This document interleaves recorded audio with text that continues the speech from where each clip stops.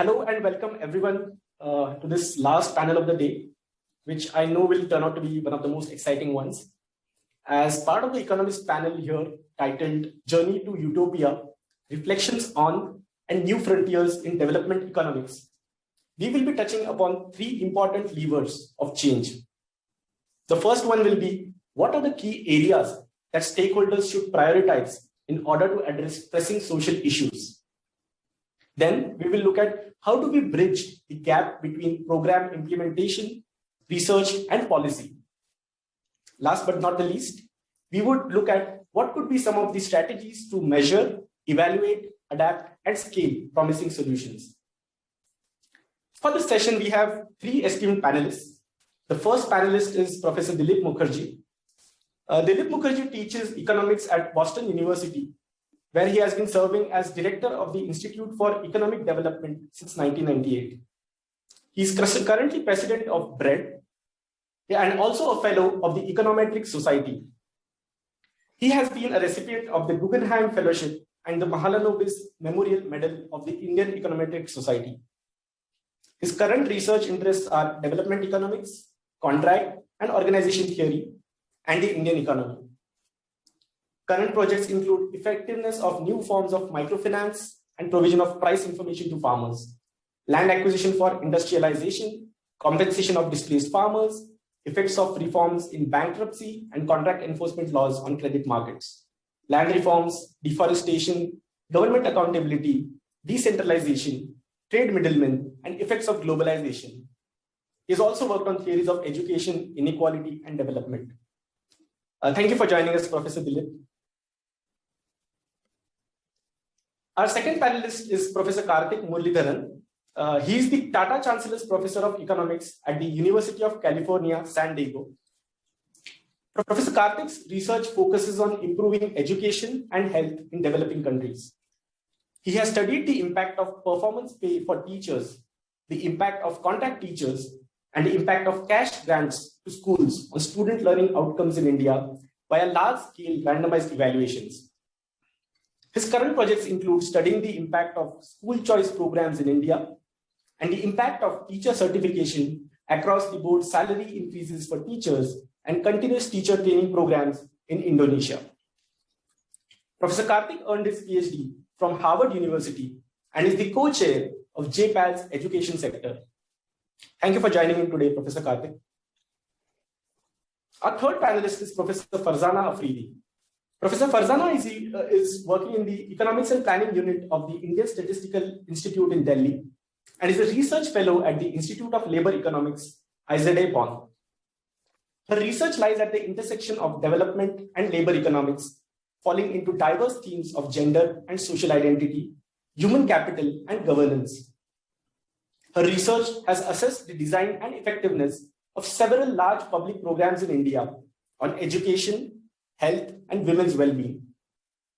She is currently engaged in projects that analyze and suggest measures to loosen the constraints women face in engaging in remunerative economic activities, the impact of technological change on home and market production, how networks can be leveraged to increase labor productivity within firms, and the role of communities in improving governance. Prior to the ISI, Professor Afridi was a faculty at Syracuse University's Maxwell School of Citizenship and Public Affairs and the Delhi School of Economics. She holds a PhD in economics from the University of Michigan, Ann Arbor. Thank you, Professor Farzana, for joining us today. Our moderator for today will be Professor Aditya Dar. Professor Dar is an assistant professor of economics at the Indian School of Business. He's also a research fellow at the Bharati Institute of Public Policy, a member of Society for Economics Research in India, and a co-organizer of the Seminar in Applied Microeconomics. Professor Dar's research examines the social, political, and historical factors that cause and accentuate poverty, and how individuals and communities can break away from these structural constraints. One strand of his work focuses on state capacity, governance, and conflict. A second strand engages with agrarian issues, such as analyzing the welfare consequences of adopting modern technologies. Thank you, Professor Dar, for accepting to moderate today's session. With this, I would like to hand it over to Professor Dar to moderate the session going forward. Looking forward to an engaging session that we are going to start now. Over to Professor Dar. Thanks for those kind words, Ameya. And let me just also reiterate, it's an incredible honor to have three very senior economists from the profession. And I can't think of a better, sort of more suited people to speak about not just the sort of, the theoretical aspects of development economics, but also on the practice side. So let's get started. As the agenda was nicely outlined by Ameya, we wanted to focus this at least the initial bit of the webinar on lessons that development economics holds for social entrepreneurs in particular.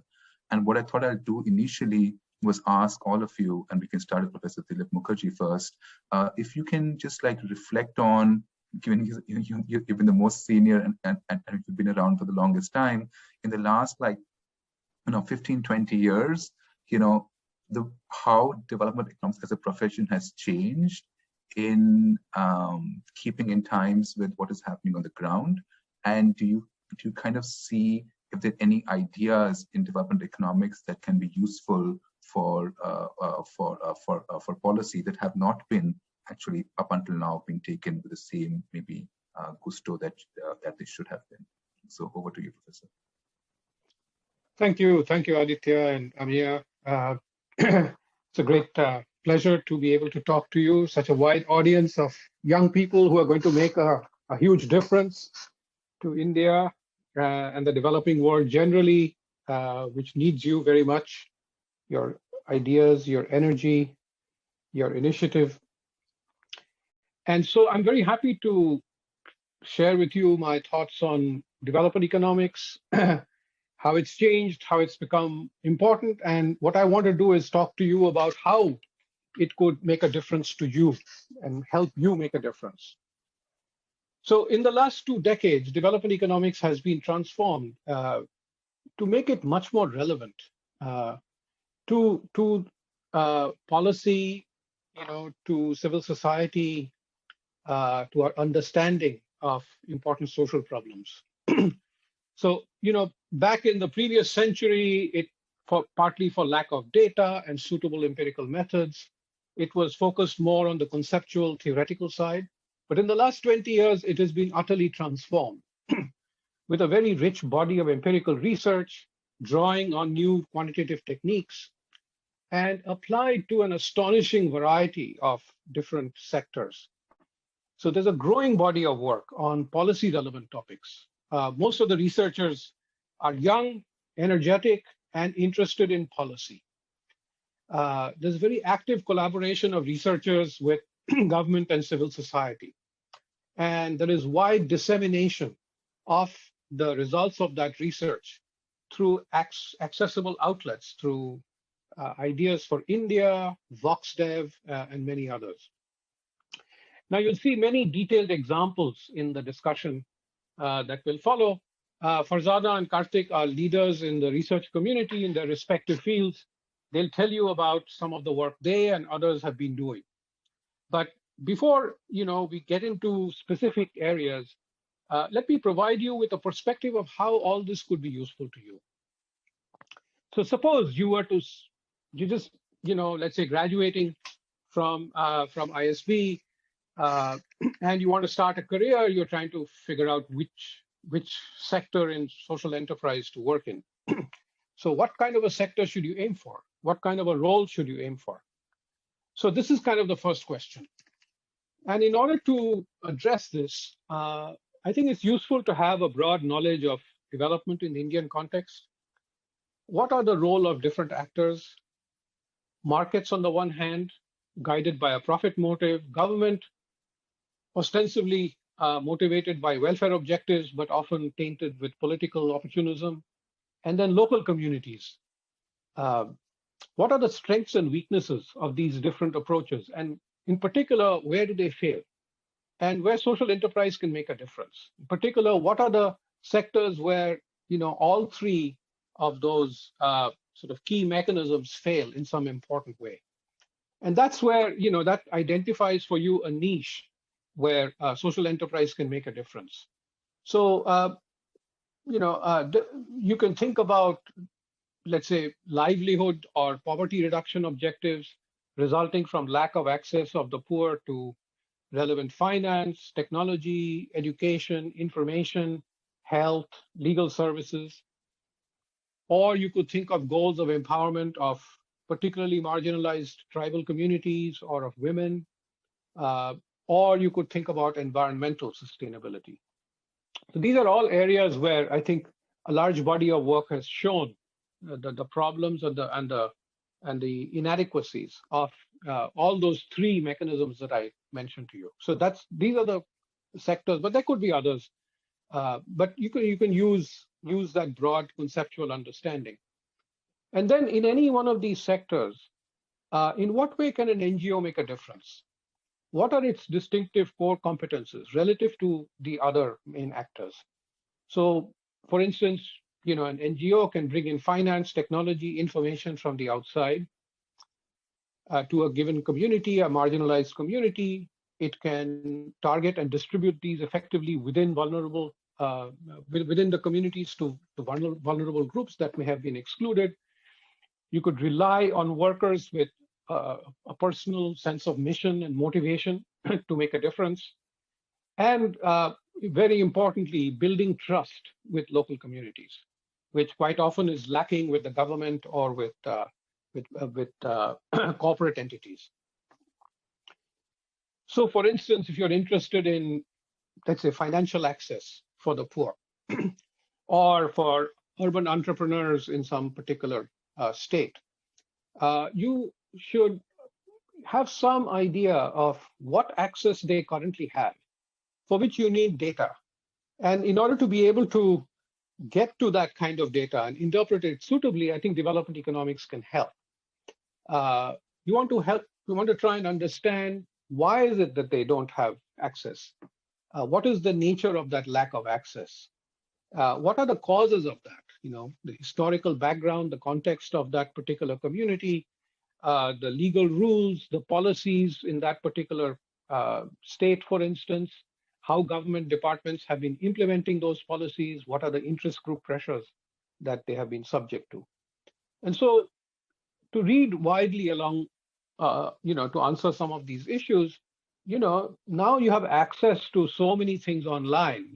Just put in your topic in search engines and Ideas for India or VoxDev or Google Scholar.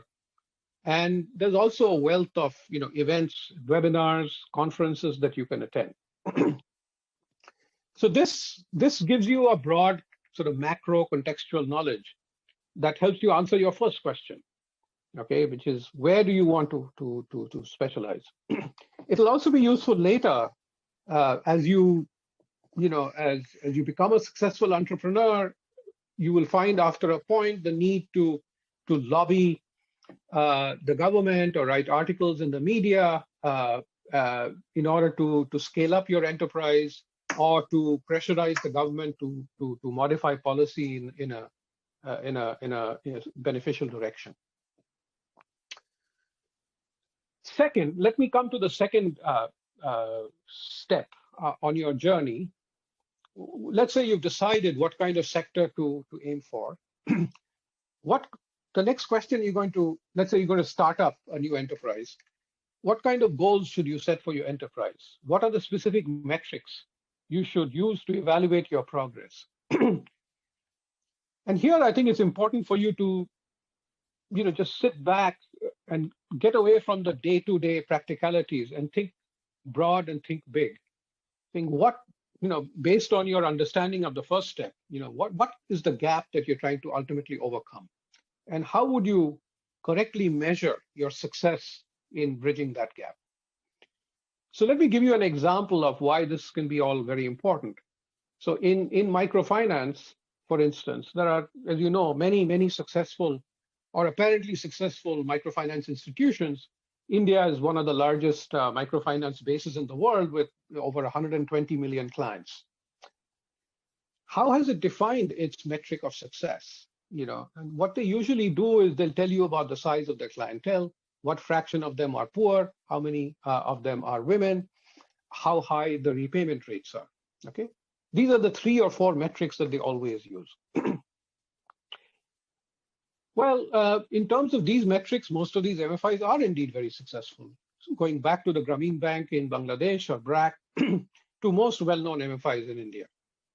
However, none of these, at least initially, really tried to measure the impact of these loans on the livelihoods of the clients. So, the objective is to alleviate poverty and make a difference to the lives of the borrowers, and yet they never bothered to measure that kind of impact. And things went along for about 10 or 15 years, and it was only around maybe 5 or 6 years ago that people started measuring the impact on the lives of the poor. And to their surprise, to everybody's surprise, the effects were pretty much zero on average. There were no discernible impacts on incomes, assets, living standards, health, measures of gender empowerment. Yet these findings did not really perturb most MFIs, as long as they can continue their own comfortable existence. And the only time that they kind of woke up is when their own existence came to be threatened after the crisis in 2009, 2010, which was centered around Andhra Pradesh. So those of you in AP would probably remember that, maybe when you were younger. There were press reports of coercive loan recovery practices, client distress. Subsequent initiatives by the Reserve Bank were taken to regulate MFIs. And now the regulatory environment has changed, and most MFIs have been struggling to redefine their roles. But only a few, like Bandhan, succeeded in repositioning and redefining themselves. And in this respect, they benefited from collaborating with development economists in evaluating their programs and receiving advice. So let me come now to the third aspect. So once you've set up your enterprise, defined its goals, set up metrics, and launched your operations, how do you evaluate how successful you are being in meeting your goals? And in this respect, you can seek advice and collaboration with development economists in evaluating your programs and suggesting ways in which you may need to alter your strategy as you go along. In my experience, most NGOs never undertake any systematic evaluations. In fact, this is not just true of NGOs, this is also true of governments or even the World Bank, which is, it's only lately, as a result of a lot of external pressure, that the World Bank has started evaluating the impact of its own projects. And there's a sort of strong inbuilt pressure to resist any such evaluation, for fear that all the programs that have been undertaken in the past will turn out not to have had any real impact. So I find there's this lack of courage, and I have often worked with MFIs and other enterprises who were initially very interested in an impact evaluation, but then kind of chickened out at the 11th hour. So what development economics has to offer is there are now well-developed methodologies, tools. Karthik is an expert in this, and he'll tell you a lot about his work in the education sector, using randomized controlled trials, combining quantitative and qualitative analysis. And that can provide you with very useful feedback and advice on what's working and what's not working, and suggesting ways of designing new strategies. So let me end with just an example of BRAC, which is one of the most successful NGOs in the world, which has had the courage to actively collaborate with development economists, learning both from successes and failures. So for instance, the Ultra Poor program has been confirmed by research to be a resounding success, as well as failures. And there's a recent paper by Nancy Chian and Erika De Serrano from Northwestern University, who worked with BRAC in evaluating a big initiative they had in Uganda. And what that evaluation revealed is that BRAC sort of set up these health clinics throughout rural Uganda. And the effects were quite mixed. But when they sort of sorted the villages, the impacts depended very much on whether or not there was a pre-existing government clinic. And in those villages where there was a pre-existing government clinic, the effects were, in fact, sometimes negative. Whereas in the villages where there was no pre-existing clinic, government clinic, the effects were quite positive. And then they delved deeper into this particular issue. And then they found that in the areas where there was a government clinic, the person who used to work in the government clinic, the staff, they actually moved over to work for BRAC. And so services delivered by the government clinic declined. So this was kind of an unintended consequence of the entry of a BRAC clinic. And now this research has helped BRAC, or I presume, is going to help BRAC. I believe they are rethinking their whole strategy and being more careful about which villages to enter and not to enter. So with this, just to give you an illustration of how research can help, even leading social enterprises to redefine what they do and change their strategies in order to become more successful. With that, let me just stop here. Thank you. That's an excellent introduction to the discussion. So 3 main points, I guess, to summarize. 1, figure out your comparative advantage in the area that you want to work in. 2, have the courage to, first 2 is to define goals for your enterprise, and 3, have the courage to evaluate them and learn from your success and failures. So a lot to unpack here. Farzana, if I can go over to you, and maybe start with the first one, because the question about because you've done a lot of work on sort of gender and social identity and its relevance in the Indian context. There are some low-hanging fruits that can be picked, that social enterprises can pick, but there are also some of these deeper structural problems in the Indian context.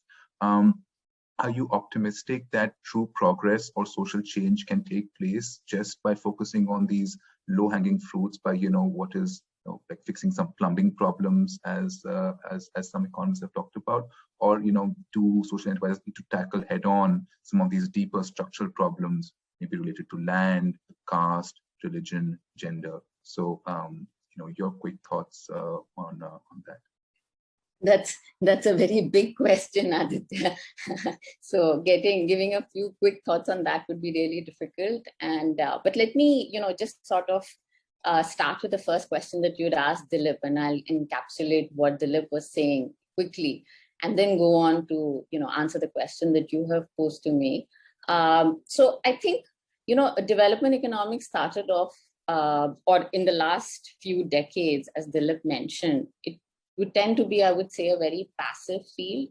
Passive in the sense that the focus was more on understanding, documenting what the issues are broadly in a very macro context. When you think of poverty alleviation, you think of growth, we think of theories about migration, poverty cycles, and so on and so forth, to what it has become now, where I would say, as Dilip also, pointed out, it's become a very active field, where we are actively looking now for solutions to problems rather than just documenting them and trying to understand what these problems are, right? So we become sort of more micro, going from a more macro perspective over the last few decades.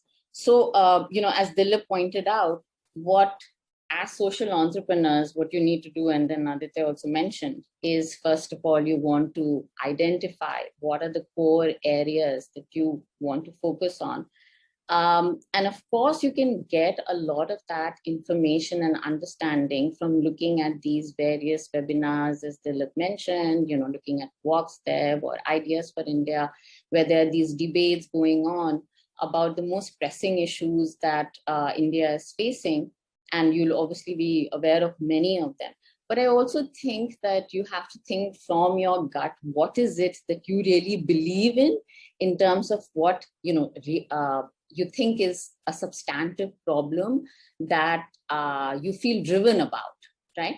So that's number one. But number two also is that, when we look at the field right now in terms of social enterprise, there has been a lot of work that has been going on in terms of human capital. When we look at the education sector, and Karthik is going to talk a lot more about that, we look at the health sector, the education sector, and as Dilip pointed out, when we look at financial services, for instance, there has been a lot of work being done in that field.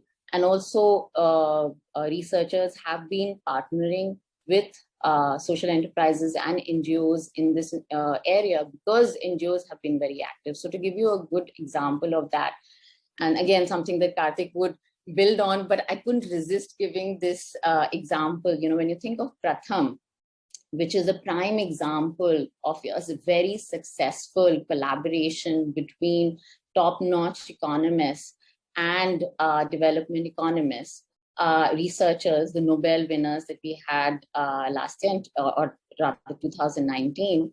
I think one of the critical things, for instance, that Pratham did was shift the focus from looking at metrics of success as not just number of children who are being enrolled in schools, attendance and so on and so forth, to really shift the focus to learning outcomes through their ASER reports. And the whole, the paradigm completely shifted in terms of the focus. And now that you see the social enterprise, many of those initiatives and development economists, again, I don't want to impinge on Karthik's area. He'll be talking a lot more about that. And then, so I think, and I think there, so first is identification of what you really believe in terms of where you want to make a difference, identifying what are the gaps and therefore the solutions. And so as Dilip was mentioning, when it comes to evaluation of these solutions that you may have in mind, the partnership with researchers has to begin right from the stage of conceptualization of what that solution you have in mind is, because you have to design the solution in such a way that it leads to credible results, credible, believable analysis in terms of if you want to make a claim that yes, X has an effect on Y, then how do you design the study so that you can say, yes, it is X that is affecting Y and not something else that is impacting it. And that's exactly what Dilip was talking about in terms of, the tools of randomized controlled trials becoming really important here now in development economics. And they started off being at a small scale, but at, now it's becoming increasingly important to have them at scale, much larger interventions where we'll have much more confidence in terms of looking at the outcomes, their replicability in different contexts, and also in terms of, the size of those effects that we are seeing, whether we can see them in different, let's say, we're working on it in a particular state. If we move it to a different state, will we still see the same results? But I think one thing that, that I want to emphasize on over here is the communication of these solutions and the evaluation.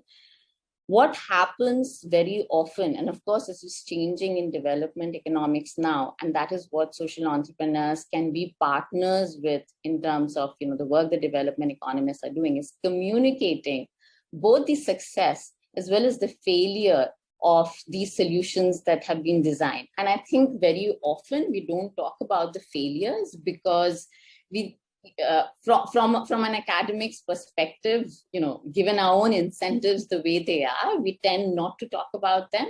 But then it becomes really important from the point of view of policy to understand what works and what doesn't work.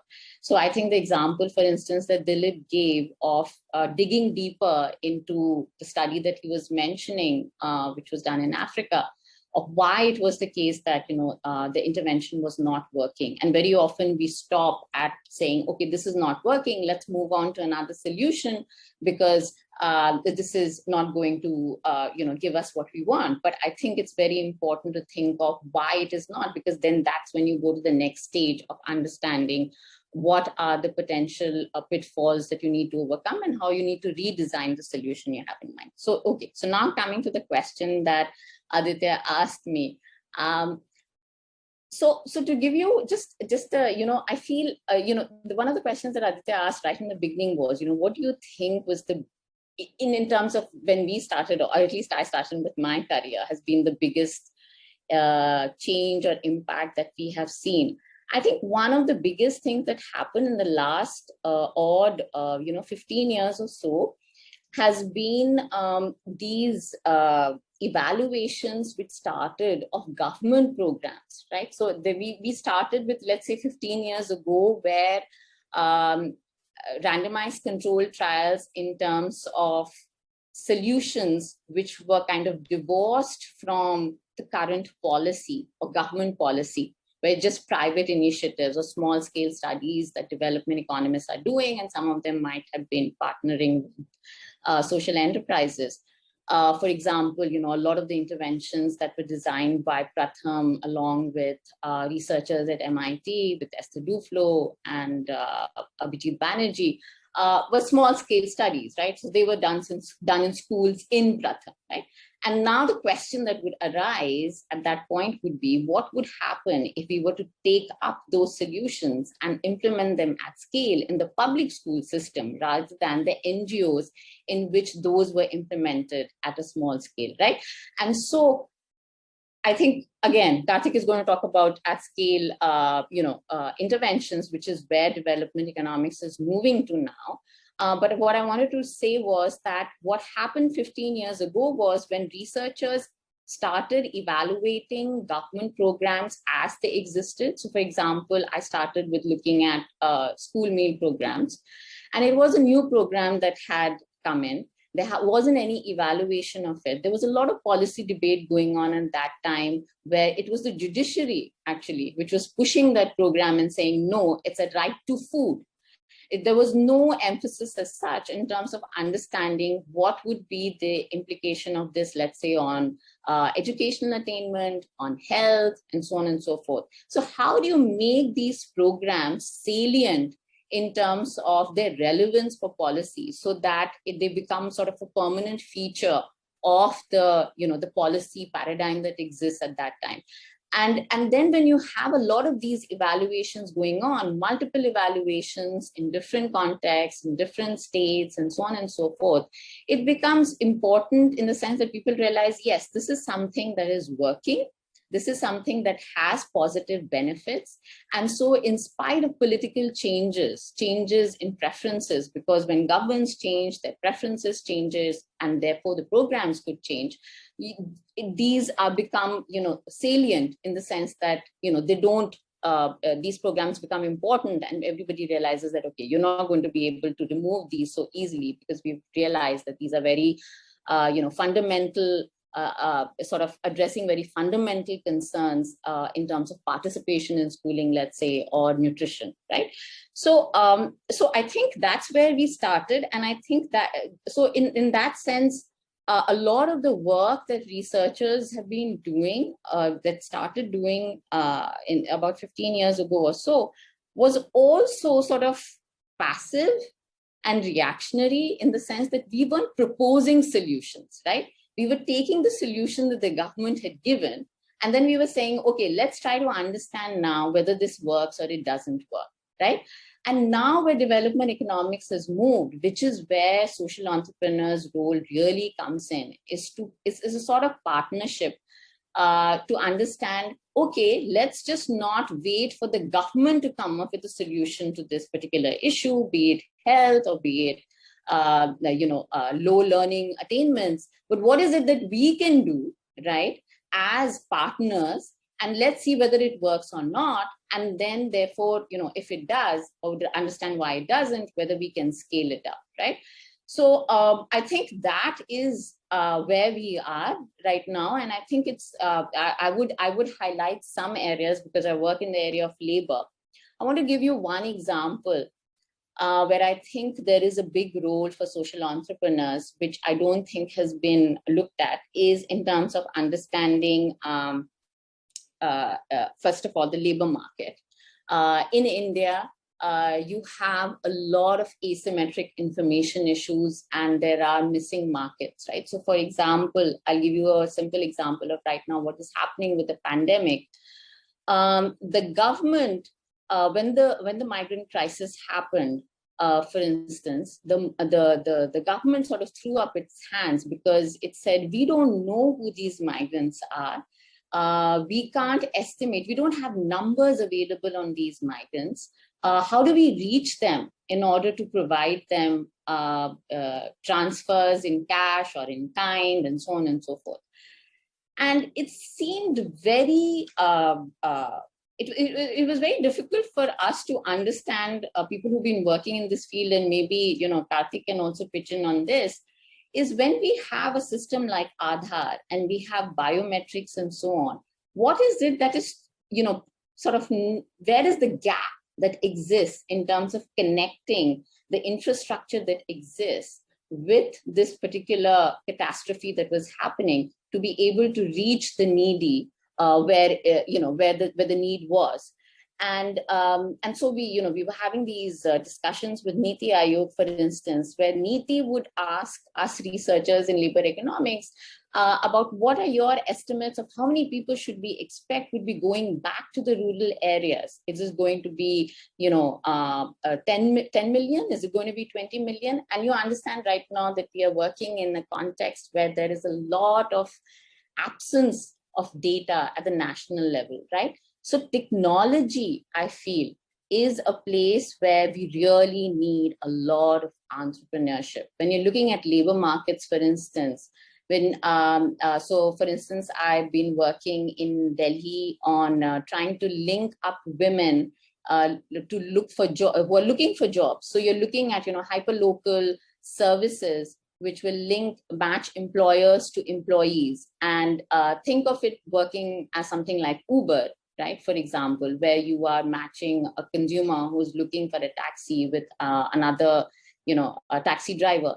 So you might think of this as, it's like a business, but the interesting thing when I was working for this particular private company was that they were trying to do this for unskilled workers, for whom usually they would pay contractors to look for jobs either in the factories or daily wage earners in construction sites and so on, or for services in homes, for example, maid services and so on and so forth. So you're providing where there's a missing market here. There's you're matching employers to employees by providing this app-based service which connects the two for probably at no cost to the potential employee, but you are taking some service cost that you're charging the employer.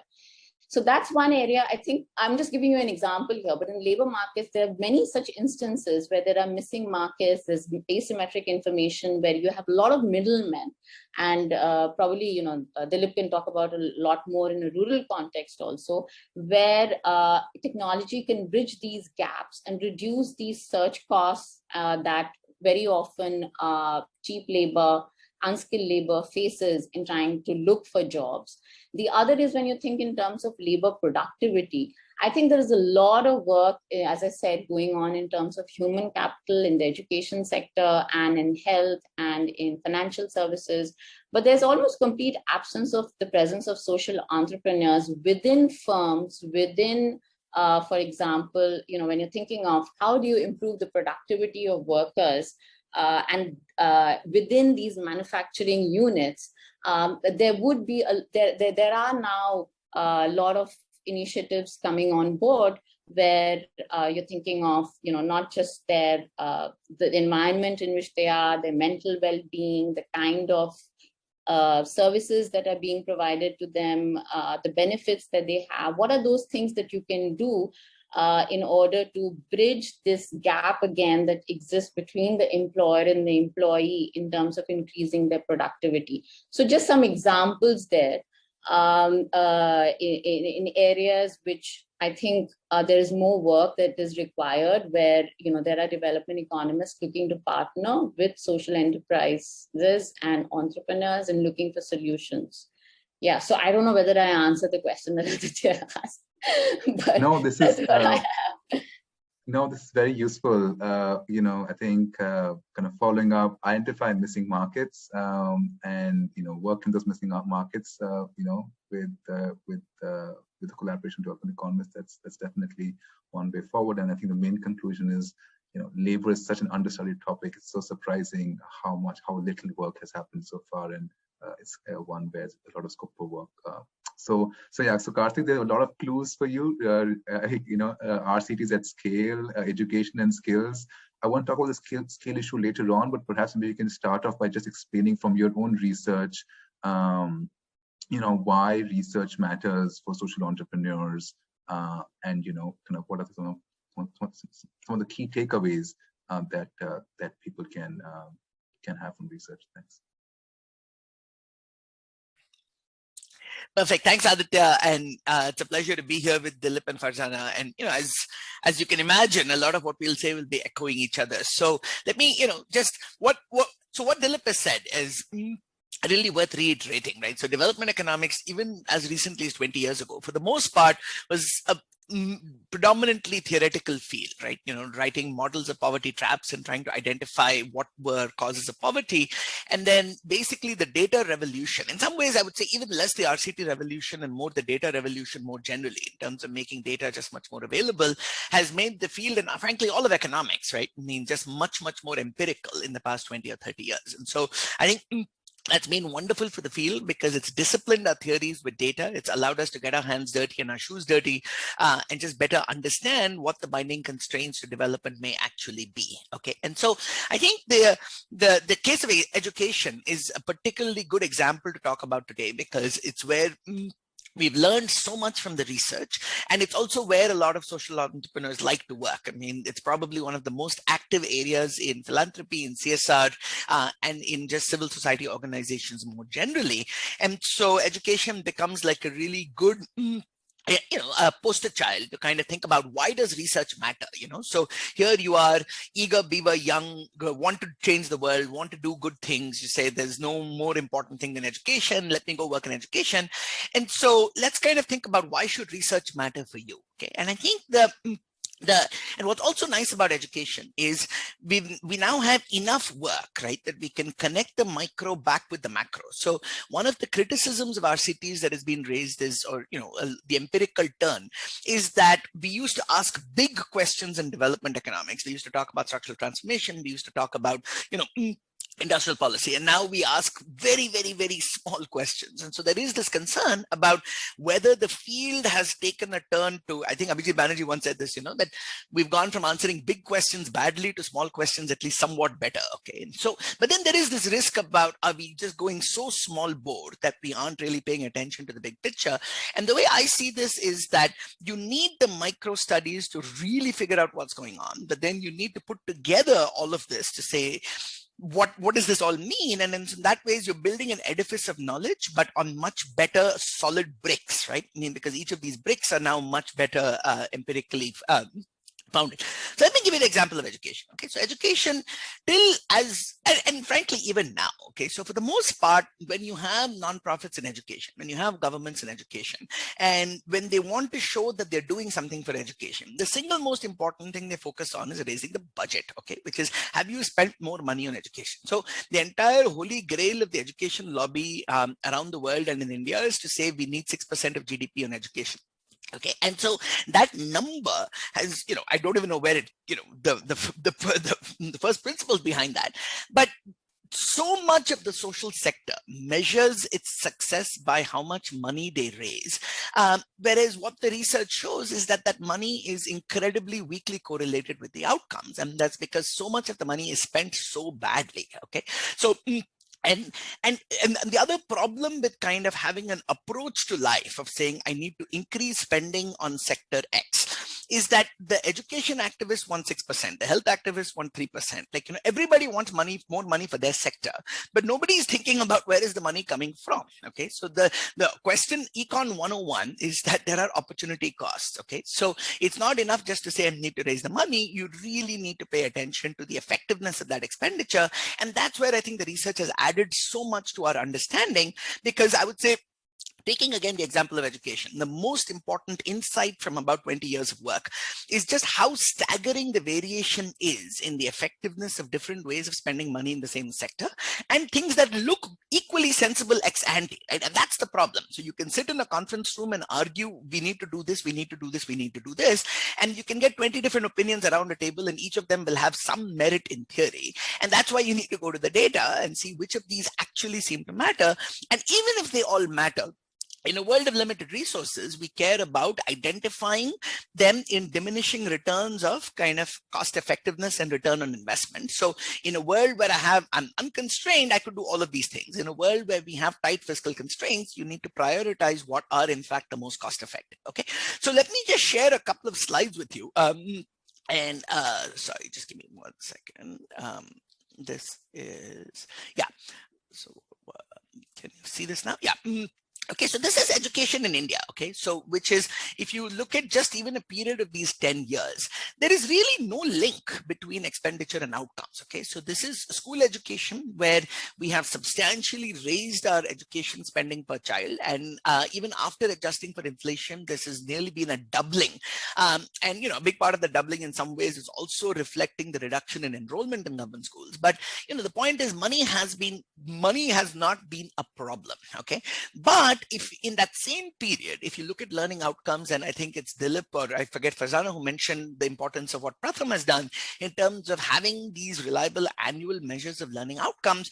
And on those measures, you see that learning outcomes are flat or perhaps even declining. Okay. And so what is going on? Why are we kind of not able to translate all of this spending into outcomes? And one of the most important kind of insights we've had in about 20 years of this work, so I'm going to pause this and I'll come back and share, is that the business as usual patterns of education spending for the most part are not working. Okay, so where does our money go? We spend over 80% of kind of education expenditure on teacher salaries, and most of the teacher salaries are increased unconditionally regardless of what you do. Okay, so what we've learned from all of this work is that the business as usual spending, which is infrastructure, teacher salaries, or sometimes even hiring more teachers, or even a whole bunch of student input programs, have very little impact. It's not that they have no impact, but the magnitude of the impact is relatively modest. Whereas the big binding constraints to effectiveness of spending in education are governance and pedagogy, right? So a lot of my own work started out in the area of governance, documenting, for example, that on any given day, 25% of teachers are absent. And if you just look at the fiscal cost of teacher absence alone, that single line item is 10,000 crores a year. And this is based on 2010 salaries. And that number is probably much higher right now. Okay. But now, if you think about the research, what the research then helps say is there's one part, like Farzana was saying, you know, of just documenting that there's a problem. But then you want to not just document the problem, but then having understood what the constraints are on the ground, you then want to help think of the solutions and think about testing and evaluating this, right? So what we show is that, see, why do we hire more teachers? Okay, you hire more teachers because you want to reduce the PTR, reduce pupil-teacher ratio. You want to increase the effective pupil-teacher contact time. Okay, but there's two ways of doing this. You can do this either by hiring more teachers, or you can do this by reducing the absence of the existing teachers, right? That's also going to give you more time of teachers with students. And what we find is that one of the big drivers of absence is the weakness in monitoring and supervision, where a lot of supervisory positions are vacant and never filled, or, you know, transfers are rampant. And so, you know, a lot of the high absence schools are schools that very rarely get visited by supervising officers. So one simple back of the envelope calculation from our All India panel data measurements is that we estimate that it's about 10 times more cost effective to invest in better supervision than it is to simply spend more money on hiring more teachers. Okay. Now, an even more extreme example is what happens with salaries. So again, like I said, not just 80% of the budget, but the majority of the budget increases every year, get absorbed by salaries. And what we had is a series of studies, both correlational, value added, and then this large scale randomized experiment in Indonesia, you know, where we found that unconditional, even doubling of teacher salaries basically had zero impact on learning outcomes, because you take your money and you say, thank you very much. Okay. So there were all these theories of reciprocity, of gift exchange, of how, you know, increasing salaries will make people more motivated. But you start thinking about basic economic theory. There's really no reason why unconditional increases should affect motivation beyond a certain initial bump that you get. And so that paper was called Double for Nothing. Okay. And it was one of the most expensive things the government of Indonesia did, spending about $5 billion a year in terms of unconditional increases in salaries, and that had no impact. Okay. On the other hand, relatively inexpensive, modest interventions that improve governance had much larger impacts. Now, perhaps an even more important insight here has been that one part of the story is governance. Okay, but now let's think about the other piece, which is pedagogy. Okay, so even when you have a highly motivated teacher who cares about education, who's not absent, who shows up, who teaches with sincerity, what is this teacher doing? This teacher, for the most part, is focusing on completing the textbook and the curriculum, because that's kind of what they do. Mere ko portion khatam karna hai, textbook hai, and I have a weekly lesson plan, and the teacher diligently goes through all of this material, right? Now, the problem is that even when a teacher shows up and is working hard, in practice, a lot of that doesn't translate into learning, because the binding constraint in the Indian education system is the fact that children have already fallen so far behind where the curriculum is that this business as usual instruction does not seem to translate much into learning outcomes. So that's going to be my second figure, and this will just give you a sense of the power of research, right? So this picture, which one second, why is it lagging a bit here? Okay, yeah. So this is a picture which I consider one of the most important pictures to understand school education in India, and it's from ongoing work with Abhijit Singh using an edtech platform called Mindspark to study the effects of personalized education technology. And so this left-hand picture, what it's showing you, this is from about over 5,000 kids in Rajasthan, is that the x-axis here are the grades that children are enrolled in, okay, class 1, 2, 3, 4, up to 8. And the y-axis is what is the actual learning level of this child. So if the children are making progress according to the curriculum, you would expect to see them on this 45-degree line, that your learning level is roughly in the grade in which you are enrolled. Now, in practice, the true learning level is in the red line, which is about half of the rate of progress envisaged in the curriculum. Okay, so by the time you're in a class 8, in a typical 8th grade classroom, your learning levels of children is about half of that at 4th grade level. Okay. Now, so if I have a teacher now who, however, sincerely is coming to class and teaching, but teaching the 8th grade curriculum, at that point, it really doesn't matter what you're teaching, because the kids are so far behind that the binding constraint is not the resources, but the mismatch between the curriculum and pedagogy and where the child's actual learning level is. Okay.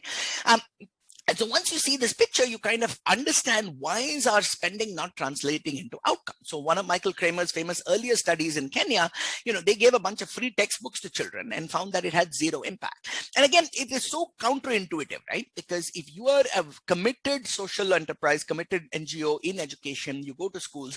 I've done this work in Tanzania myself. I remember going to a school and literally seeing 10 children had one textbook between them. And so you're a well-motivated aid worker, well-motivated governance education person. You come back and say, how can these kids learn without textbooks? And then you spend all of your time coming up with a textbook kind of delivery program, right? So you have to get the budget, you have to get the procurement, you have to get the delivery, and all of your attention, even when you're very, very, very sincere, focuses on how you're going to get that input problem solved. But it doesn't even cross your mind that this input may have zero effect. And it doesn't cross your mind because most of the policy-making class, as well as the NGO class, as well as the social entrepreneur class, we are all drawn from the top 5 or 10% of the distribution. So it doesn't even cross our mind that the binding constraint is that the child cannot read. And if a child cannot read, all the work I do in giving you a textbook is not going to translate into outcomes. Okay. And so here's another example of why research and data become so important, because not just is the problem of learning levels, but if you look at this picture, each dot here is 10 kids. Okay. And so what you're seeing is just how much variation there is in learning levels within the same classroom. And this is partly a reflection of the no detention policy, where we have pushed children through to upper grades. So again, it's an example of good intentions, but that has kind of backfired in practice, because the good intention was keep kids in school so that they don't drop out. Okay. Now that there may be a kernel of truth to that that dropouts may have gone down, but they've gone down at a very, very severe cost, which is now in an 8th class classroom, I have children at a 2nd grade level, 3rd, 4th, 5th, 6th, 7th, and 8th. So as a teacher and a professor, I know it's humanly impossible for me, however sincere I am, however motivated I am, however trained I am, to handle that kind of variation in a classroom. Okay. So, and this is just giving you some insights as why the research matters, because otherwise you're out doing good. And I think Alan Blinder back in the day had this very famous saying that economists, should have hard heads and soft hearts, right? So a lot of people with soft hearts who want to do well, and I also have a soft heart, but you need to combine that soft heart with a hard head, and that hard head is usually coming from research and evidence and saying, yes, I want to do good, but I have limited resources, and so how am I best going to spend those resources? Okay, so, and just this then gives you some sense on even within ed tech, okay, there is staggering variation in the effectiveness of different edtech interventions. So there are interventions that give you negative impacts. There are interventions that give you zero, and there are interventions that give you large positive impacts. Okay, so most people in edtech will think about devices, right? I need to give you devices, and if you look at national edtech policy, most of the focus again is on the budgets and procurement, right? So how many computers per school? How do I sanction the money for that? How do I get the computer labs built? How do I get the computers installed? Okay, but again, the research shows that simply having the computers for the most part will give you exactly zero impact. Okay, and there are even studies with edtech that find negative impacts of giving computers to teenagers because they're out playing games and surfing and goofing off as opposed to studying. Okay, whereas the interventions that are kind of linking pedagogy, right, to the technology, and more importantly, using the technology to customize the instruction to the level of the student, are able to show staggering gains on the other hand, because going back to this problem, what we found in the study in Mindspark in Delhi, that you get large positive effects, and partly because the software is able to diagnose that if you're at a second grade level, you may be enrolled in 7th standard, but I will give you second grade material or third grade material. And so that then dramatically increases the effectiveness of time spent in education, and you get these huge effects. Okay, so the same intervention, when we say edtech, will, people don't get into the second or third level of details, that the details really, really, really matter. Okay, and this is not just with the government. So I have a recent student of mine, at the Harvard Education School, who did a thesis on evaluating a very prominent edtech platform in India, well-funded, well-spoken founder. And, it's a fantastic organization, very, very, very sincere, doing a bunch of smart classrooms. And he found it basically had zero impact, because what you were doing was just kind of, replacing the textbook with other kind of flashier, jazzier content. But it was not alleviating this binding constraint that the content is basically locked to the level of the curriculum, in which case the technology per se didn't do much. Okay, so, and then let me give you another example of governance and research, right? And what we've started shedding a lot more light on, and this goes back to some of the Pratham issues we were talking about, is sometimes the most important role of researchers is just measurement and data, okay? Because at some point you just have to call attention to the truth. Forget, solution to baad mein aayega. Pehle you need to diagnose the problem correctly, right? So this is a recent picture from a paper by, my co-author, Abhijit Singh. And it's a very, very, very simple paper, okay, on administrative data integrity. But it is so powerful because when you think about, in policy circles, I have talked about the importance of moving to learning outcomes. And there are states, governments that have very, very sincerely tried to do this. So in fact, the state of Madhya Pradesh, and in fact, when the PM was CM in Gujarat, they used to do this program called Gunotsav and get everybody to go and measure learnings of every child every year. And then Madhya Pradesh took this to the next level with a program called Pratibha Parv, right? Where literally they have a standardized question paper and every child is tested every year and you record the learning levels. And in theory, the point is that this helps you identify who are the lagging children and give them the support needed at an early stage, okay? So in the context of 4 years of our work in MP, we spent so much time in these schools that Abhijit just was, let's actually see if this data is correct, okay? And so what he did was designed this beautiful study where you took the Pratibha Parv data of what children, were recorded as being able to do. And then he went back and retested the same children on the same questions, okay, the subtest, a subset of those questions within about a month, okay. So if anything, the learning level should have improved because you've had another month in school. And what he found is that on the independent audit, the true level of learning was less than half of what was reported in the actual data, okay. So again, this is what is reported in the data on the x-axis. So if this was correct, then on the y-axis, if you retest, you should be on the 45-degree line with some measurement error, right? Some up and down around that. But what you find is systematically, the true level of learning is about half of what is reported in the administrative data, okay? And so this administrative data integrity problem is now one of the things which I am most obsessed about when it comes to kind of improving our public systems. And this is not just to pick on MP, right? So Abhijit did it in Andhra Pradesh. You find the same story in public schools and private schools. Data inflation is rampant. Even in a state like Tamil Nadu, which is one of the better human development states, the rates of malnutrition reported in the ICDS are about 1/3 or 1/4 of what you get in independent data, right? So, and again, the research it's very simple, right? It's not rocket science, but it just kind of calls your attention to the elephant in the room, that often our systems are built on houses of cards. Now, this is not just to pick on the government. Like Dilip said, this is also true of nonprofits. This is also true of social entrepreneurs. And that's basically because people like to sell stories, right? Like, you like to sell stories of impact rather than do the hard work of measuring this. So the case of microfinance is a great example. And, you have these poster child stories of saying, oh, look at this entrepreneur, they transformed themselves from nothing to kind of, being major entrepreneurs, except that you're selecting on the extreme right tail. And when you go look at the overall data, you find that there wasn't much impact. Okay. Now, on the good news is once you identify the problem, then like Farzana was saying, then as researchers, we can actually apply our mind to saying, this is the problem. So what would a solution look like? So when Abhijit kind of spent the time on the ground here in MP, he observed that there's basically 3 broad reasons for why this data disparity exists. So at one level, there is direct cheating by students who are not even thinking about it. They're just copying from each other, right? Like, the second margin is teachers sometimes just writing the answer on the board, okay? And the kids would copy. I remember in my own fieldwork at MP once in 2001, right? I went and tested some kids. And again, there's very little. They could do very little, but the 5th grade board exam score was 100%. And I remember one teacher or somebody telling me, sir, यहाँ पे board exam का मतलब होता है exam का answer board पे लिखा होता है, right? Like, so that would be like a second mechanism. And a third would just be that the teachers would ex post, even regardless of what you've done, just correct and give you the right marks. And so what Abhijit did, working with Central Square Foundation, another example of research and policy and NGO partnership, was just design a tablet-based testing whereby there was a question bank that would real-time randomize the questions that the kids were being tested on. And the same thing was done by the government, not by an independent implementation, but the use of technology allowed you to real-time randomize the questions from a question bank, allowed you to real-time get the question up. And so the kids were getting different questions, and they found that this rate of data cheating kind of fell down dramatically. Okay, so it's an example of how the research can both help identify a constraint, and then once you've been on the ground, give you some ideas of how you might fix it, come up with hypotheses, and then test it. Okay, so I know consulting is very popular in business schools, but I have been a consultant.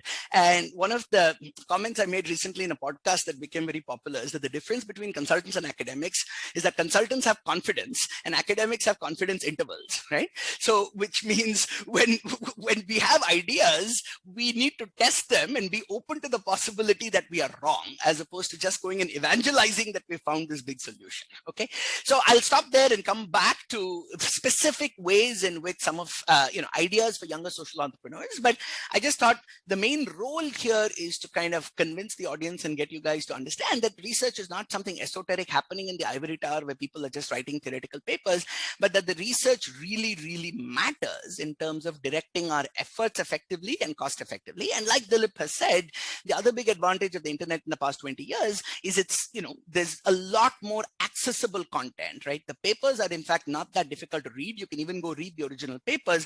But even if you don't do that, there's a lot more accessible syntheses out there in different sectors, including VoxDev and others. So let me stop there and then, come back and take more in Q&A. Yeah, great. So this is, again, excellent. And I think quite an eye-opener, hopefully. I see a couple of my students also in the attendees, so they will be familiar, Karthik, with that graph, because that's that's a graph I begin with my in my education lecture. But I think it's quite an quite an excellent introduction to the both the promise but also the pitfalls that can happen with people who quote unquote have good hearts. So thanks for that. Since we only have about 20 minutes remaining, let me just go directly into Q&A. It seems that a bunch of questions from students who are probably development economics, interested. Let me first ask, I think maybe I'll ask Dilip this question, which is by this anonymous attendee, which is getting at this relationship between the role of the state vis-a-vis the role of the NGO sector, and potentially your work in governance and decentralization might help answer that. So the question is, in an effort to speed up efforts, we fall back on social entrepreneurs, civil society organizations, but does this erode the accountability of the state? In some ways, are we absolving the government from its welfare responsibilities? If yes, should we just look at the CSOs, NGOs as a practically convenient channel, but not a permanent solution? So I thought maybe you might have something to add there, given your research on some of the dimensions. Yeah, I think very, very good question. It's a complex issue. And I would urge against, trying to sort of overgeneralize anything here. It's probably better to understand the arguments on both sides. So I think I concede that it's possible that just going to social enterprise relieves accountability pressure on governments. In Bangladesh, for instance, the government is really missing in many sectors, and the NGOs have filled it. And you kind of wonder, I mean, that kind of inequality in roles persists in Bangladesh. Whereas on the Indian side of the border, traditionally it used to be the opposite. The government played such a commanding role that the social enterprise sector was correspondingly small. So I think there is something to the notion that there is some kind of perhaps inverse relationship when you look across countries. And so there is some substance to the argument. On the other hand, I should emphasize, I think you can view their roles of social enterprise and the government as complementary rather than substitutable in many ways. So for instance, the government, occupying more responsibility for sort of setting the broad policy agenda as well as funding a lot of development work, but actually delegating to social enterprise the last mile delivery kind of issues there. And I think social enterprise has a comparative advantage at the local community level in terms of its credibility, in terms of its commitment, in particular things like creating awareness, let's say in health, for instance, that's very important. And I think there's evidence to suggest that NGOs do a much better job than government organizations in building awareness, which is important in the long term. So attitudinal changes and so on. So there are certain comparative advantages of social enterprise, and ideally we should be looking to maybe have a more complementary approach to it. And I should also emphasize that NGOs can play an important role as critics based on their ground level experience, being part of civil society and putting pressure on the government to modify government. So I think we should be trying to avoid. I mean, I gave the example of this Uganda BRAC experience where the NGO and the NGO was really undermining what the government was doing, and so that was an instance where it was the negative spillovers were playing out. But there's a lot of opportunity for positive sort of complementarities. So I think it's important to be aware of the scope for negative spillovers and try to perhaps redesign the nature of the relationship between the government and social enterprise to avoid it, and at the same time to build on the synergies. Yes, in fact, let me just add to that very quickly, right? Because I think this is a case where what Dilip mentioned in terms of first principles of, I think the problem is most social sector NGO work ends up focusing on its role as a solution provider, right? I mean, and so then you wonder when you come in, does that crowd out the government? But there's potentially very high returns from thinking more systematically about what the missing markets are, what the market failures are. And, in India, we have both market failure and government failure, right? I mean, and so just because this market failure doesn't mean the government will do the job any better, but sometimes civil society may have the highest impact by coming in and thinking about, particularly social entrepreneurs. Let me give you one example based on education, skilling, and labor markets, right? Because that connects to something Farzana talked about. So if you look at the skilling ecosystem in India, right, which is obviously downstream from education, but in some ways is even more of a mess, okay? But what is the fundamental market failure in skilling? Okay, the fundamental market failure in skilling is that there is so much variation in the quality of skilling providers that the market has no credible signal of what does a student actually know having gone through one of these programs. And so since there is no credible market signal of competence, there is no willingness to pay a wage premium. And then that downstream means that candidates are not willing to pay, right, for these programs, either in time or money. So the entire gravy train that sustains the skilling ecosystem are the subsidies that come from the NSDC, which is this National Skills Development Corporation. And that money is given out to people based on how many people you have trained, but with zero measures of actual outcomes. Okay, so the reason I point this out is, once you think like an economist and saying, what is the market failure? Why is this system unraveling? You could kind of say that there is room for a very, well-designed social enterprise that's not in the business of doing skilling, but that's in the business of actually creating certain standards. Now, again, in principle, the government should do this, but government should do a lot of things. It doesn't even do its basic things. So where civil society can really help in a way that doesn't crowd out the government, but can kind of magnify the effects of what public spending is doing, is by thinking very, very strategically about what are the missing markets and how can philanthropic capital and private enterprise come in and actually, make markets work better. Okay, so that's an example, but but we can talk more later.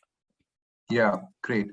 Farzana, since you had mentioned this issue about the migrant crisis and kind of the lack of data kind of becoming more sort of apparent at that time, on the question from an anonymous attendee, which I want to field to you, and feel free to answer this if it's too complicated, is in the light of these recent extreme events that have happened in this both first and second pandemic waves, do we see any kind of radical change occurring in how economic research is conducted regarding India? So potentially this person is still unhappy with the way current research is also operating, and if that is the case, then the person is saying that there's a lack of active research concerning systemic change in the environmental in the environment, Adivasi community, in the scale of corporate control, apart from health education challenge to state capacities. So how do you basically try to I guess the first question is, one, do you agree that there's a need for radical change, and if so, how would you go about changing something like that? Yeah, I think one of the things that I think it would stem from the question that you posed to Dilip in the beginning, which is fundamentally, I think it's sort of the same question of whether we are absolving the government of accountability in the sense of, where we think that in this particular case, when you think of the pandemic and we think of the collapse of the public health system, and we understand, or we think of it as the absence, almost complete absence of, complete absence of the government. And I wanted to give this example again, and I completely agree with both Karthik as well as Dilip about the complementarity in the role of social entrepreneurs and the role of the government, where unfortunately, of course, as Karthik also said, there's not just market failure, there's also government failure. And in this case, what has happened over the last 1 year or so, there's been almost complete, particularly in the last few months, complete government failure. But we should also realize that, the private sector cannot completely fill in the gaps which are left by the government, because it doesn't have the capacity to be able to do that. We do need the government. And so I think creating accountability, how do we create accountability and how do we create a responsive government, I think is a big challenge of research. And what I feel kind of disillusioned by at this point in development economics is that we have repeatedly over the last few decades and last few years pointed out what doesn't work, right? And what the possible solutions could be. But why is it that we are not seeing any systemic fundamental changes or improvements, at least in the outcomes, right? So, for instance, Karthik has done a lot of work in public health as well, and he's done fabulous work in documenting the failures of the public health system. We were aware of these facts, right, before the pandemic hit us. We were aware of the fact that if we have the pandemic hitting us at a scale like this, there will be complete failure, chaos, and catastrophe, which did happen. But unfortunately, I think researchers' communication, as I pointed out, and as Dilip said, is very, very important. How do we communicate our research and our findings to the government, to the policymakers? But more fundamentally, I think, how do we incentivize them to adopt these results that we find?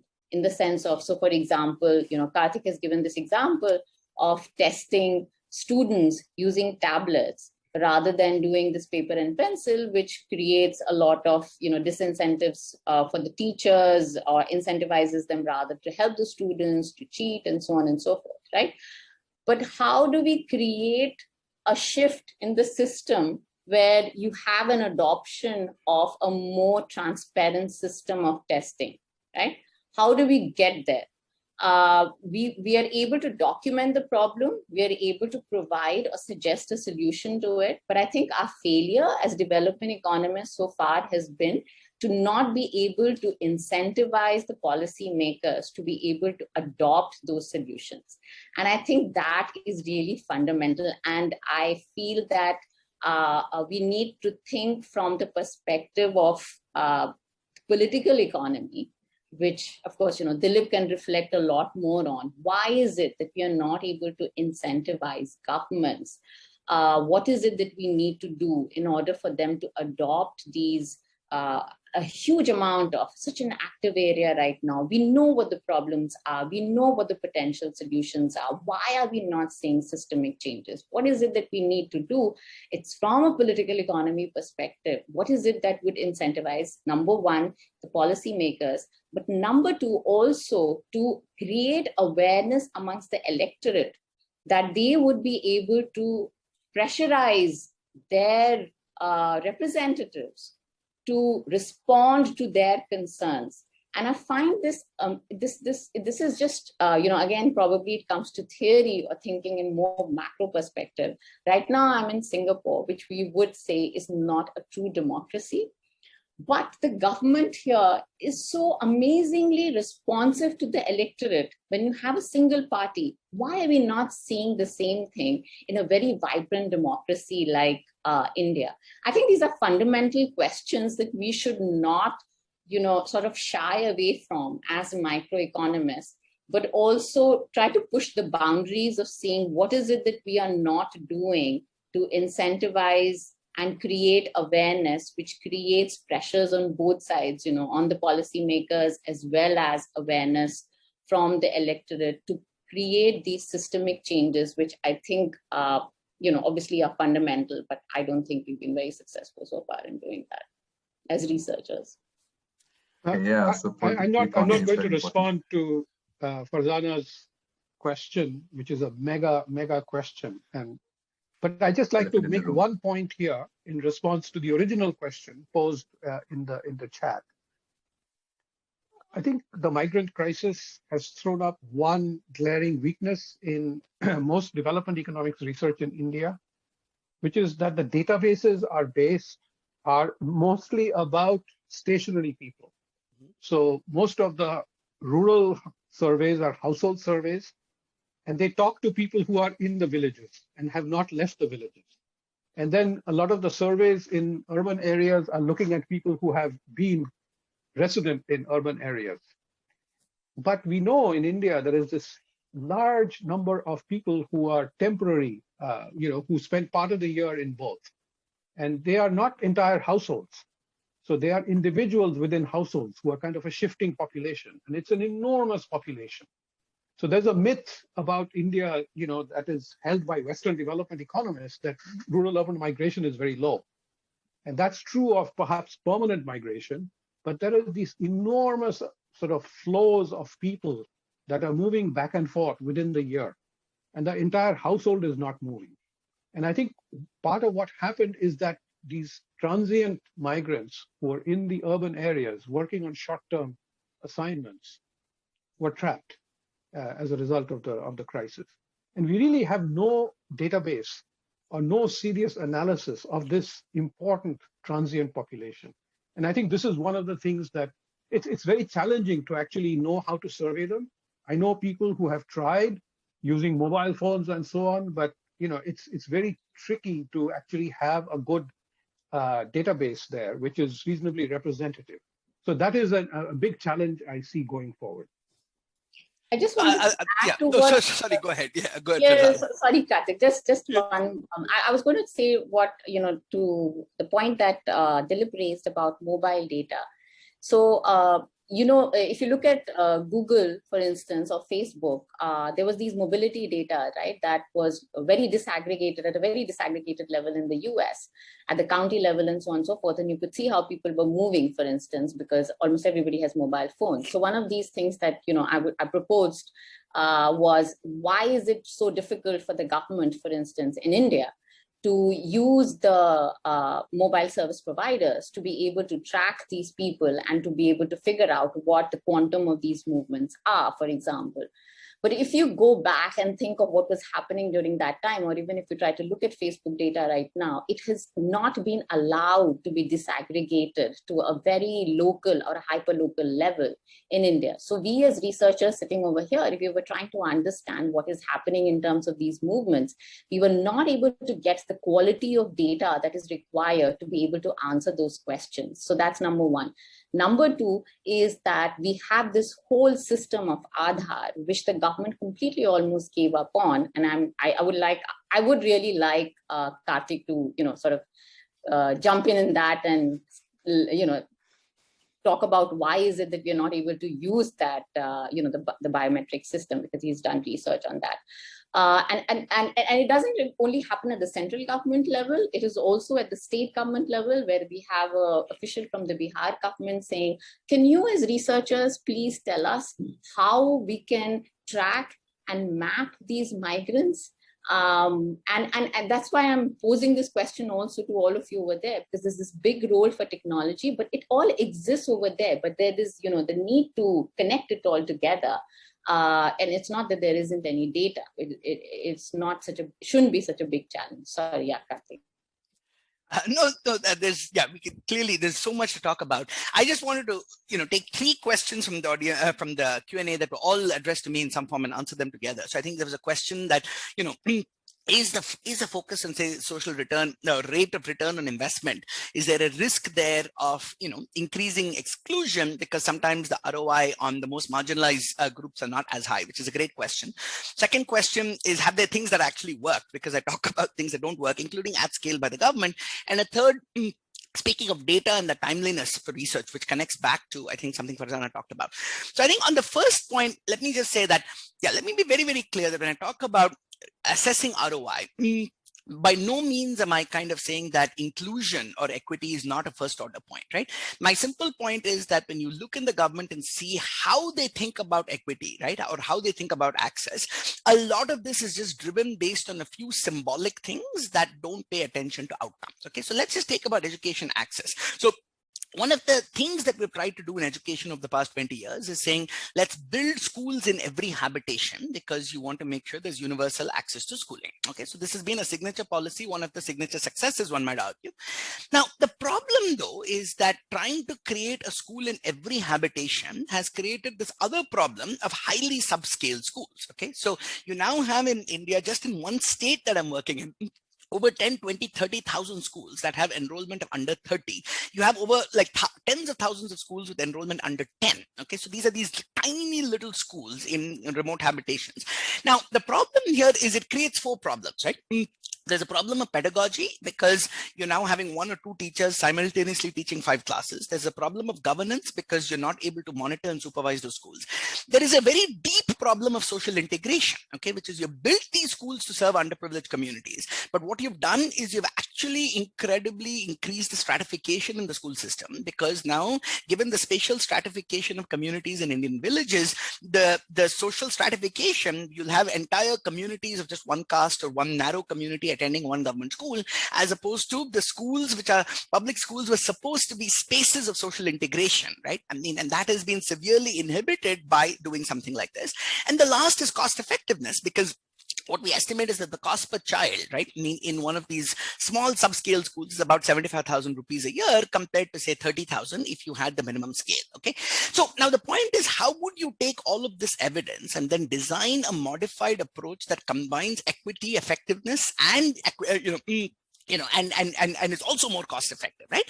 And so imagine that what you would do, there is, yes, you want to do school access, right?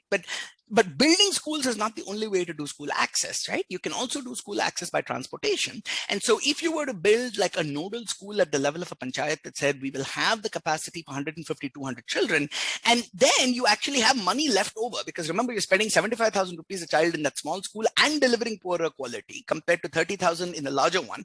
And I have more than enough money left over to run a bus service for every child, to provide kind of, a computer lab, libraries, everything. And so that's then and you improve social integration because you're able to kind of bring the larger community into one public school, right? So that's an example of how you can use the data and evidence to come up with policies that improve both equity and efficiency, right? So this is not at all about saying, oh, at the altar of cost effectiveness, that somehow we are sacrificing inclusiveness. If anything, it's the opposite, right? That cost effectiveness in public policy matters more to the poor and the marginalized, because they are the ones who depend more on the public goods. Whereas, those who don't depend and are not marginalized are the ones exiting to the private sector anyway, right? So, anyway, in fact, Farzana, so this is an unplanned plug, right? These bigger meta frustrations that you raise about why we've not been able to get accountability. So the unplanned plug is, I'm working on my first major book, which I'm hoping will be out next year, with the tentative title of Fixing the Indian State, right? I mean, that's synthesizing about 20 years of my work in service delivery and political economy. But one of the very real problems is the reason we don't pay enough attention to the state and accountability is that Indian elites have completely seceded, right, from being recipients of public services. So, whether it's health or education or, security, water, whatever it is, right? I mean, there is literally nobody in this room who probably avails of public services, right? I mean, so which means that voice aspect of what it takes has eroded. And there's a bunch of other things I'll come back and talk about. So let me then connect to this last point on data and do things that work, and that connects to this example on access, right? Which is, we did this evaluation of the Bihar Girls Bicycle Program, which is a program that ended up being stunningly effective, right? So that I bring that as an example of three things. It's not that everything that the government does is not effective. There are some very effective programs, but it's also an example of how you could provide access through transportation as opposed to building subscale schools. But the most important point I want to make, which connects to something Farzana said and was in the Q&A, is that one of the problems with RCTs has been that because you have to do bespoke data collection and collect outcome data for that specific project, the biggest driver of the expense of the RCTs comes from the measurement, right? That you have to go do these field surveys. So even though I have done RCTs myself, if I was a public funder of research, I would put much more money on high quality administrative data, high quality surveys, high quality panel surveys that are multi-use, that can be used by an entire community of researchers, right? As opposed to spending all the money to collect data for one specific project. So that cycling paper came out of the district health and DLHS surveys. And similarly, having high quality, representative data sets will help a lot. And there was this very depressing article in Mint about the collapse of the Indian statistical system, a few days ago. And that, I think, is probably one of our biggest problems. We're in this place right now where the CMI consumer panel is almost the best game in town, because they're at least reaching households every 4 months and kind of teaching us what's going on. So I think reinvesting in some of these data, making some of these data investments is just going to be absolutely first order for us to have any sense of what's going on in a rapidly evolving situation. Great, Karthik, you did my job of feeling the questions to you. So thanks for that. This is overall quite excellent. There are a couple of questions. I think there are students, maybe economists, some I recognize from, having spent interviewing some of these kids earlier. They're kind of looking for advice on what key skills should one have to work in the field of development? Where should I get data from? How do I get started on some of these projects that you're talking about? So I just thought I can club all these questions and just have since the three of you feel so passionately about discipline, can just get your perhaps concluding thoughts on at least this one aspect. So if you had to give advice to aspiring researchers who want to do research, the kinds of so that you have spoken about, how should they get started? Where should they get started from? So maybe I'll start with you, Dilip, and then Farzana and Karthik can go in that order. Actually, let me just let Farzana and Karthik, they're more actively involved in this. Yeah, so. Okay, go ahead. I think, as you know, this is following up then on what Karthik just ended on, just to say that we unfortunately don't have very good, our data infrastructure, so to speak, has collapsed in the country. But I think there are pockets which can be used. So for example, now you have the periodic labor force surveys, which have been coming out since 2017, which have replaced the National Sample Survey, which was the go-to data for employment, unemployment, and consumption expenditure. So these are supposed to be higher frequency as well. So you should definitely look at those if you're interested in understanding labor markets. They're not going to help us that much in terms of understanding consumption and poverty and so on, because they're designed more for looking at employment and unemployment issues. Karthik also mentioned CMIE data set, but there is now an ongoing debate also about whether the CMIE is representative or not. And I think that also speaks to the concern that Dilip mentioned, because if you really look closely at the CMIE data set, they tend to, it's a panel, but they tend to, the panel consists of households which are less mobile. So they're not the types who move around, you're not going to be able to capture seasonal migrants and permanent migrants, of course, not at all in that data set. So how representative it is a question, but unfortunately, that's the best that we have in the country right now. And of course, that can lead to biases in terms of representativeness of the employment levels and what has happened during the pandemic, for instance. But I think there is, so there is the National Family Health Survey, and we know of all those data set, and of course there's the census, which is now very old, which is 2011. But I think what I would emphasize, if you really want to do work on data sets, or use if you have questions for which you don't have funds to be able to design an RCT and collect your own data, because now it's you require millions of dollars essentially to do an RCT, and to do one at scale. I'm sure Karthik can tell you what the numbers would be, but probably it's going to be really, really expensive. And you need to, be a very established researcher to be able to get those funds. But I think what one can think of here is administrative data. The government, for instance, sits on tons of administrative data. So for example, if you were interested in understanding what's happening with the MNREGA program, or you want to understand the ICDS, and so on and so forth, right? So there is the social survey that was done on the caste and so on. And so there is tons of administrative data which has not been explored. There are smaller pockets of data set, for example, ICRISAT for agriculture, which are beautiful panels over 5-10 years. People have not, realized that they exist, but you can do tons of stuff with that. And the other thing now is that there is a lot of emphasis, as I said, also in trying to understand what's happening within firms. So you may not be able to actually collect data at the firm level, but if you were interested in understanding worker productivity, go inside the firm, answer questions on, related to at a very micro level, then you could build relationships also with private enterprises. And again, as I said, we were talking about social entrepreneurs, but a lot of these private enterprises have CSR funds, right?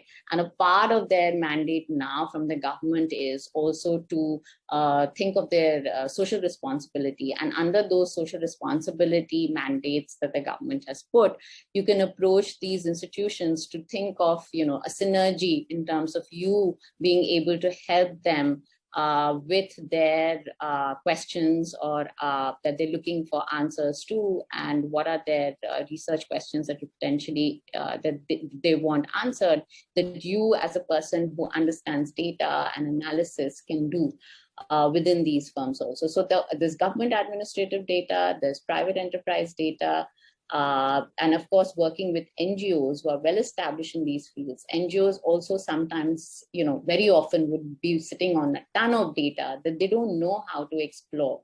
And then they would be very happy for people to come in and say, these are the questions that we have, and we are interested in partnering with you and working with that. So yes, there are secondary data sets. There are very few of them available, but there are other sources that you could, go to be able to answer novel questions or look at novel data.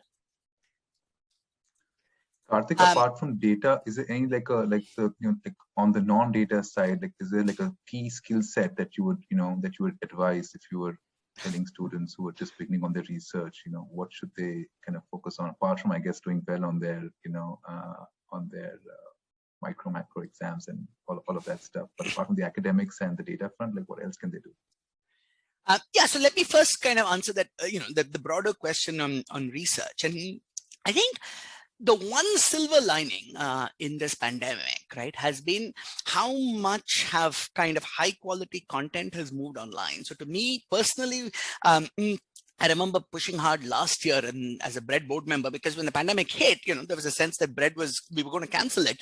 And then, I said, but wait, this is actually an incredible opportunity to have a development economics conference be open to PhD students around the world, including especially in developing countries, right? So I think that has been a huge positive force where the whole profession has kind of taken up in a big way, right? So whether it's BRED, whether it's MBR, development economics, so some of the very, very top conferences in the world that would usually kind of require money to travel or even invitations that would be completely inaccessible to researchers in developing countries have pretty much just been thrown open. And that I think is a fantastic development. I think downstream from that, we're starting to recognize that we can do a lot more to just make high quality content available globally. So I think there's a group that's put together a fantastic series of lectures on macro development economics. So Joe Kabowski and others as part of, I think, this STEG program, I think Structural Transformation Economic Growth. And so these set of lectures really, so there has been enough, I think, books and RCT and manuals on how to do experiments, how to do that kind of work.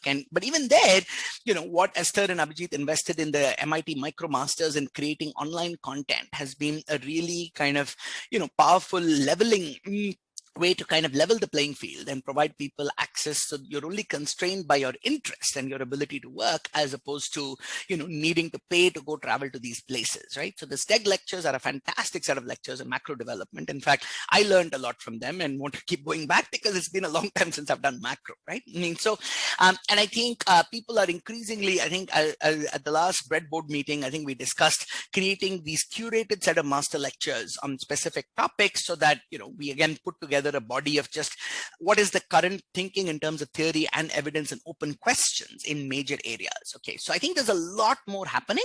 And for young researchers, particularly based in India, I think the barriers to staying closer to the cutting edge, I think, are shrinking. And that's one of the positives in the pandemic. Let me also add something to Farzana on kind of cost and administrative data. So the interesting thing is, as somebody who does RCTs at scale, but also as somebody who runs the JPAL education program and therefore funds a lot of research, I care enormously about cost effectiveness, right? I mean, and so, and increasingly, we find that you can do RCTs really inexpensively with administrative data as outcome data, right? So I finished this recent RCT in Telangana about the effectiveness of call center-based monitoring on last mile service delivery. And so this was done at scale, right? I mean, covering 6 million farmers randomized across the entire state. And for example, the entire study was done like at under $50,000, right? I mean, the entire study. And that's because the outcome data that we were using was, so the intervention was very simple, right? In the context of the Raitu Bandhu scheme, where farmers were getting these payments, we were just interested in improving last mile delivery of the benefits. And so there was a call center that made 25,000 calls to farmers in that 2-week period and randomized at the mandal level. And then all we did was gave the mandal agricultural officer, randomly selected ones, the information that your performance is being measured by this calling the beneficiary directly, and we are creating these summaries and dashboards. And just that announcement led to a significant improvement, right, in their performance, because they knew that they were being measured on actual performance, right?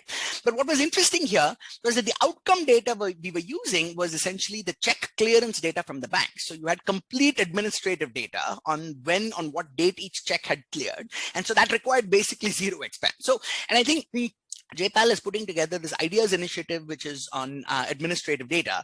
And precisely for this goal, right, is to sharply reduce the marginal cost of being able to do RCTs, because the outcome data collection is the biggest cost. So I think, we are all conscious of this cost challenge and trying, in different possible ways. And I do think one thing where the ISBs and Ashokas and ISIs and other universities, I think, could do a lot more is perhaps having, instead of waiting for initiatives from individual researchers to reach out to specific departments in the government, is to have more institutional partnerships, right, with, say, government planning departments, so that you also put a lot of time and effort and thought into data privacy and security and access protocols, right? So you need to do that to assure that. So because the government and data is a bit like a dragon guarding a treasure, right? Because it doesn't know what to do with it, but it's too scared to let it go, right?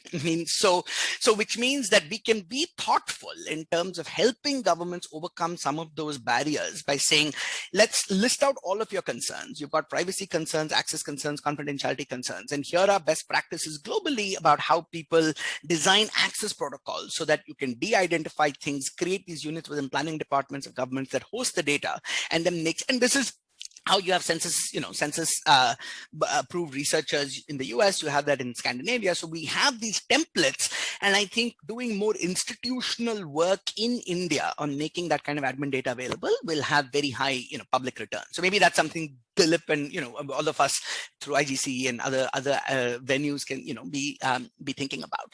Now, the last question, Aditya, is there a single magic skill of what one must have to do succeed in development? The answer is no. And if anything, I would say that the hardest part about doing research is the third year of your PhD program, right? So even this point about what Aditya said, you need to pass your qualifiers. That's true, but that's necessary, but not sufficient, right? So, and the reason so many very, very smart people come and flounder in a PhD is because most students, including from India, have spent your entire life learning how to do well on exams, right? Whereas the doing well on exams is about answering questions. Doing research is about questioning the answers. Okay, and it's a completely different mindset shift, which frankly we don't teach enough in India. So there's two problems, right? One is the mindset shift from saying I need to know the answers and spit it out in an exam to kind of saying I need to question everything.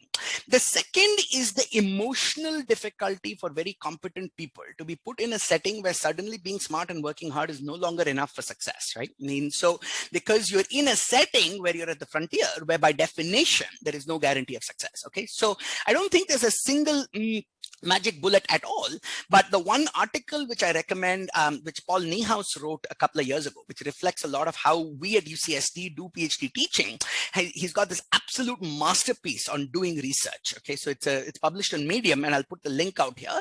And I recommend all young researchers in any field, right, kind of read that inside out, because it tells you, it's a bit like a Rahul Dravid approach to batting, right? Which is you don't train saying I'm going to hit a century. You train based on processes, and what are the processes that are going to increase your chances of being successful. So similarly, kind of good research requires a combination of some understanding of theory, some data, some sense of what the right questions are. How does this fit into a literature? How does this fit into real world problems? So it's a very, very hard task, right? So the most important things you can do as students is build habits that allow you to kind of build like what Paul calls the 3 buffer system, right? Of loading certain facts in your head, whether it's the data sets, whether it's the literature, whether it's the partners, that then allow the combinations to happen from where beautiful research will happen, right? So it's very, very, very non-linear. So what we can teach is kind of a process that increases the likelihood of success as opposed to any specific magic bullet.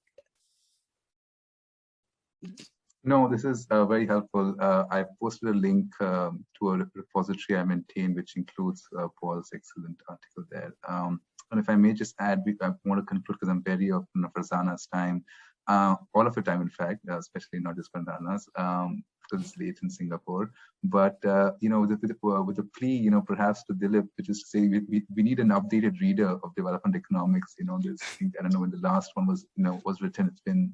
I think we're all looking to you and perhaps other seniors in the profession to kind of, work on that if that's something that is of interest. But I've thoroughly enjoyed moderating this session. Thank you once again for your time and your comments. It's been very, very useful to me personally, and I hope it's also been useful to the audience members. So over to you, Amya. Thank Thank you. you. Thank you, Aditya. Thanks a lot. I'll just give a brief closing remark. So thanks a lot once again to all the panelists as well as the moderator for taking time out of your busy schedules.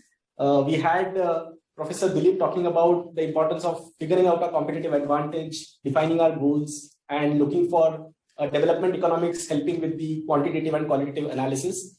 Professor Farzana brought out the importance of how do you bridge gaps in labor markets using technology infusion. Professor Karthik brought about the importance of data integrity in all the research that we do. Thank you once again, Professor Dar, for moderating this session so beautifully. With this, we'd like to close this session. Just a note to the speaker, to all the participants. Tomorrow we have an exciting lineup of sessions lined up. So we will begin at 12:30 with a fireside chat with Amit Chandra, who's the Managing Director of Bain Capital, on the topic of reimagining capitalism. So hoping to see all the participants joining in tomorrow as well. Thanks a lot, everyone, for your time. Have a great time. Thank you. Thanks a lot. Very Bye. much. Thanks, Aditya. Bye. Thanks, everyone. Great to see everyone. Thank you. Yeah. See you. Bye-bye.